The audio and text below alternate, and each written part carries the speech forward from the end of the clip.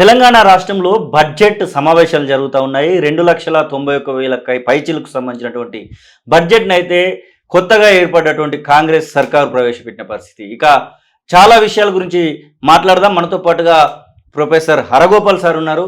Sir నమస్కారం. బడ్జెట్‌ను చూసుండొచ్చు మీరు. దాదాపుగా బడ్జెట్‌లో అలొకేట్ చేసినటువంటి పూర్తి స్థాయి విషయాలన్నిటిని కూడా మీరు చూసుండొచ్చు. బడ్జెట్‌ను చూసిన తర్వాత మేనిఫెస్టోలో కాంగ్రెస్ పార్టీ పెట్టినటువంటి విషయాలకి ఈ బడ్జెట్‌కి ఏమన్నా పొంతన కనబడిందా?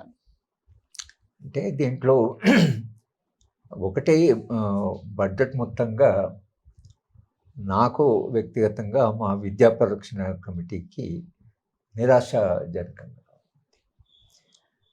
మేము ముఖ్యమంత్రి గారి దగ్గర దాదాపు గంటన్నర విద్య యొక్క ప్రాముఖ్యత గురించి చాలాసేపు మాట్లాడాము. విద్యకు బడ్జెటు అంటే కొఠారి కమిషన్ ఏమో 30% బడ్జెటు విద్య మీద పెట్టాలన్నారు. తర్వాత దాన్ని మేము మా అఖిల భారత విద్యా హక్కు ఫోరం తరఫున కనీసము 20% బడ్జెట్కు ఇవ్వాలి అని మేము దాని కొరకని దేశ స్థాయిలో ఒక పోరాటాన్ని నిర్వహిస్తున్నాం. తర్వాత ఇవాళ మనకు ఈ ప్రభుత్వం మారిన తర్వాత గత ప్రభుత్వము విద్యారంగాన్ని పూర్తిగా విధ్వంసం చేసి అంటే దాన్ని కోలుకోలేని పరిస్థితిలోకి తీసుకొచ్చింది. ఎందుకంటే ఉమ్మడి రాష్ట్రంలో దాదాపు 12% బడ్జెట్ ఉంటే వాళ్ళు 6.5% అంటే సగానికి సగము బడ్జెట్ను తగ్గించారు విద్యారంగానికి.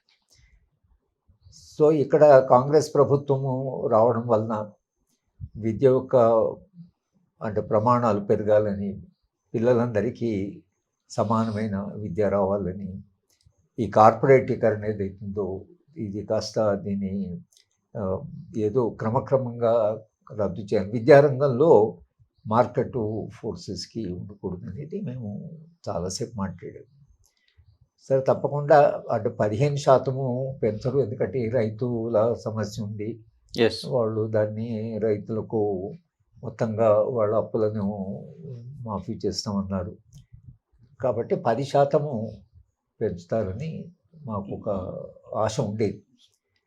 కానీ అది తీరా పోయిన బడ్జెట్లో వాళ్ళ కాలంలో 6.8% ఉంటే దాన్ని వీళ్ళు 7.5% చేశారంటే 0.7% మాత్రమే పెంచారు. ఏ సమస్యలు ఉన్నా కూడా విద్యారంగాన్ని విస్మరించడానికి వీల్లేదు. ఎందుకంటే మీకు డెవలప్మెంట్ అంటే ఏదో ప్రాజెక్ట్ కట్టాము, ఇరిగేషన్ రోడ్లు వేసాము, అది చేసాము అని మనం ఏదనుకున్నా అంతిమంగా మనిషి అభివృద్ధి లేకుండా, మనిషి కేంద్రంగా లేకుండా, ఒక విద్యారంగాన్ని అభివృద్ధి చేయకుండా ఆ దేశము అభివృద్ధి కాదు. మీరు ఇప్పుడు ఏ దేశాన్ని తీసుకున్నా అభివృద్ధి చెందిన దేశాలు ఏవైనా కూడా, అది కొరియా కావచ్చు, జపాన్ కావచ్చు, చైనా కావచ్చు, లేదా యూరోపియన్ దేశం, ఈవెన్ అమెరికా కావచ్చు, వాళ్ళందరూ కూడా విద్యారంగాన్ని, అమెరికాలో అయితే ఇప్పటి కూడా కామన్ స్కూల్ విద్యా విధానం, నేబర్హుడ్ స్కూల్. అమెరికాలో 2% మాత్రమే ప్రైవేట్ స్కూల్లో, 98% మంది పిల్లలు ప్రభుత్వ లేదా నేబర్హుడ్ స్కూల్లోనే చదువుతారు. కనుక మన దేశం విద్యారంగంలో మన రాష్ట్రము 30 మొత్తము రాష్ట్రాలు తర్వాత యూనిట్లు తీసుకుంటే మనది 29, అంటే పూర్తిగా అట్టడుగున మనం ఉన్నాం. దానికి సరిపోయిన ప్రభుత్వాలు చేసిన విధానాలు కానివ్వండి, విస్మరించే విధానం కానివ్వండి, కార్పొరేటీకరణ వలన వచ్చిన ఒత్తిడి కావండి, మొత్తం మీద వాళ్ళు విద్యారంగాన్ని కొంచెం చూస్తున్నారు. తెలంగాణ పరిస్థితి చాలా, తెలంగాణ ఉద్యమ కాలంలో KG to PG ఉచిత విద్యాన్ని నినాదం ఇచ్చారు. మేము 40 ఏళ్ళుగా విద్యా పరిరక్షణ కమిటీలో పనిచేస్తున్నాము. కనుక ఈ ప్రభుత్వం తప్పకుండా విద్యారంగానికి ప్రాముఖ్యత ఇస్తాం అనుకున్నాము. సో ఆయన కూడా విద్యారంగాన్ని గురించి ముఖ్యమంత్రి మాట్లాడాడు. మేము మాట్లాడినప్పుడు కూడా విద్యారంగానికి మీరు ప్రాముఖ్యత ఇవ్వాలి అంటే తప్పకుండా ఇస్తాము, బడ్జెట్ పెంచుతామన్నారు. కానీ ఆ పెంచిన బడ్జెట్ ఏదైందో కాస్త నిరాశాజనకంగా ఉంది. అలాగే ఆరోగ్యము విషయంలో కూడా ఇవాళ కార్పొరేట్ హాస్పిటల్స్లో వెళ్ళి ఒక 1% లేకపోతే 5.5% మంది కార్పొరేట్ కానీ మిగతా వాళ్ళంతా ప్రజా వైద్యం మీద ఆధారపడి ఉంటారు ఈ మ్మ్. దేశంలో. 10% 20% మధ్యతరగతి వాళ్ళు కూడా అప్పులు చేసి హాస్పిటల్లో ఒకసారి జబ్బు పడ్డారంటే అప్పులు చేసేదాకా పోతున్నది. చాలామంది ఇచ్చుకోలేకపోతున్నారు. ఒక్కోసారి Yes. శవాన్ని ఇవ్వము అని అంటూ కూడా బాధపడుతూ బాధపడుతూ. నాకు కూడా కొందరు ఫోన్ చేసి శవం హాస్పిటల్లో ఉంది ఇప్పించండి, మా దగ్గర అంత డబ్బులు లేవని. అంటే ఎంత ఆ, అంటే ఒక అమానవీయంగా వైద్య రంగం మారింది. కాబట్టి ప్రభుత్వము ఇది ఖర్చు అని అనుకోకూడదు. ఎస్. విద్య మీద పెట్టే ఖర్చు కూడా. మీరు ప్రాజెక్ట్లో ఎట్లయితే పెట్టుబడి పెడతారో, లేకపోతే ఒక ఇండస్ట్రీలో పెట్టుబడి పెడతారో, లేకపోతే రోడ్, ఇది పెట్టుబడి, ఇది ఖర్చు కాదు. ఎవరి మీద పెట్టుబడి? మనిషి యొక్క అభివృద్ధి మీద. మనిషి అత్యున్నతంగా ఎదిగి మొత్తం దేశమంతా విద్యా రంగం అంటే సమర్థవంతంగా పనిచేసి ఒక విద్యావంతులైన సమాజం. ఆ విద్య కూడా ఎలా ఉండాలంటే ఒక శాస్త్రీయంగా, మానవీయంగా, ఇవాళ సమాజంలో జరుగుతున్న అమానవీయ సంఘటనలు, తర్వాత హింస, తర్వాత ఒకరినొకరు చంపుకోవడము, ఇదంతా కూడా ఒక మానవ విలువలతో కూడినటువంటి ఒక విద్య ఏదైతుందో దాన్ని అభివృద్ధి చేస్తే ఈ సమాజంలో హింస తగ్గుతుంది. కానీ మనము ఎంత చెప్పినా విద్యా వైద్య రంగము ఈజ్ ఏ పబ్లిక్ గుడ్. వాడేదో ప్రపంచ బ్యాంక్ చెప్పినట్లుగా ఇది ప్రైవేట్ గూడు లేకపోతే అన్నది అది ప్రపంచ బ్యాంకుకి ఏమిటంటే వాళ్ళకు అప్పులు ఇవ్వడము, వాడు వ్యాపారస్తుడు కనుక వాడికో దేశాభివృద్ధి మీద వాడికి ఏముండదు. మనం అప్పు తీసుకునేటప్పుడే వాడికి చెప్పాలి. అయినా ప్రపంచ బ్యాంక్ వాడు విద్యారంగానికి మాత్రము 2%తో అప్పిస్తాడు. దాని మీద షరతులు కూడా పెట్టాడు ఎస్. ఒక విద్యారంగాని వరకు. అది కూడా మేము ముఖ్యమంత్రి దృష్టికి తీసుకొచ్చాం. మీకు 2%లో సాఫ్ట్ లోను, కండిషనాలిటీస్ లేవు అనేది కూడా చెప్పడం జరిగింది.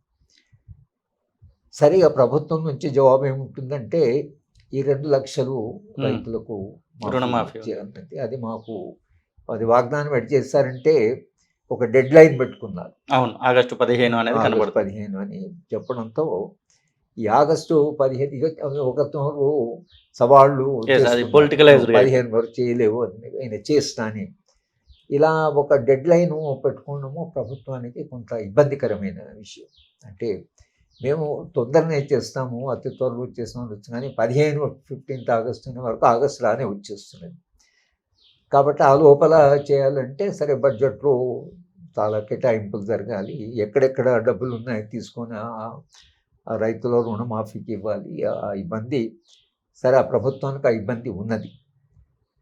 నేను అనుకోవడం ఏంటంటే ఇప్పుడు ఈ 10,000 కోట్లు హైదరాబాద్ నగరము, 1,500 కోట్లు మూసీ డెవలప్మెంటు, ఇది కాస్త తగ్గించి ఒక 5,000 కోట్లు హైదరాబాద్ నగరానికి మీరు 5,000 కోట్లు ఇంకా టైం ఉంటుంది కదా. ఇప్పుడు హైదరాబాద్ నగరము ఇమీడియట్గా అభివృద్ధి చేయవలసిన అవసరం లేదు.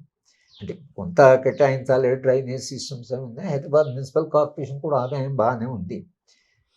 కానీ ఏ కారణం అయితే అంటే ఈ రియల్ ఎస్టేటు డెవలప్మెంట్, భూములు అమ్మడము, భూములు కొనడము, బిల్డింగ్లు కట్టడం, ఈ రియల్ ఎస్టేటు వ్యాపారం ఏదైతుందో తెలంగాణలో చాలా విపరీతంగా పెరిగిపోవడం వల్ల హైదరాబాద్ నగరం లేదా పరిశ్రమలు రావాలన్నా, వేరే పెట్టుబడి రావాలన్నా హైదరాబాద్ నగరానికి ఇన్ఫ్రాస్ట్రక్చర్ కావాలి. వీళ్ళు ఆ దిశగా ఆలోచిస్తున్నారు. కానీ మీరు ఆ అభివృద్ధి దిశ కంటే కూడా మీరు మనిషి అభివృద్ధి, సమాన అవకాశాలు, పిల్లలకి మంచి విద్య అనేది మనకెందుకు ప్రయారిటీ కాలేకపోయింది. పరిశ్రమలు వస్తాయి, పెట్టుబడి పెరుగుతుంది, మీకు స్టేట్ ఆదాయం కూడా పెరుగుతుంది. ఆ పెరిగిన దాంట్లో లాభాలు చేసుకునే వాళ్ళు లాభాలు చేసుకుంటారు, వాళ్ళ సంపద పెరిగేవాడు సంపద పెరుగుతుంది. కానీ అది మానవీయ సమాజం వైపు దారితీస్తుందా లేదా అనేటువంటిది మనము ఒక విద్యారంగంలో 55 ఏళ్ళు నేను చదువు చెప్పాను. ఒక అధ్యాపకుడిగా విద్యారంగము ఒక దయనీయమైన పరిస్థితిలో ఉంది.